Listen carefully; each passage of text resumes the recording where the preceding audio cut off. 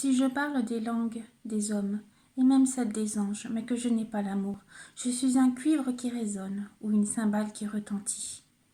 Si j'ai le don de prophétie, la compréhension de tous les mystères et toute la connaissance, si j'ai même toute la foi jusqu'à transporter des montagnes, mais que je n'ai pas l'amour, je ne suis rien. Et si je distribue tous mes biens aux pauvres, si même je livre mon corps aux flammes, mais que je n'ai pas l'amour, cela ne me sert à rien. L'amour est patient, il est plein de bonté.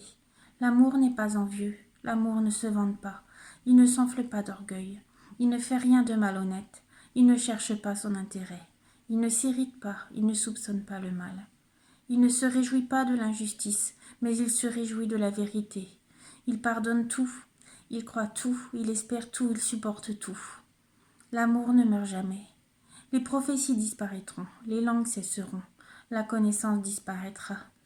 En effet, nous connaissons partiellement et nous prophétisons partiellement. Mais quand ce qui est parfait sera venu, ce qui est partiel disparaîtra. Lorsque j'étais enfant, je parlais comme un enfant, je pensais comme un enfant, je raisonnais comme un enfant. Lorsque je suis devenu un homme, j'ai mis fin à ce qui était de l'enfant. Aujourd'hui, nous voyons au moyen d'un miroir, de manière peu claire, mais alors nous verrons face à face. Aujourd'hui, je connais partiellement, mais alors je connaîtrai complètement, tout comme j'ai été connu. Maintenant donc, ces trois choses restent, la foi, l'espérance, l'amour. Mais la plus grande des trois, c'est l'amour.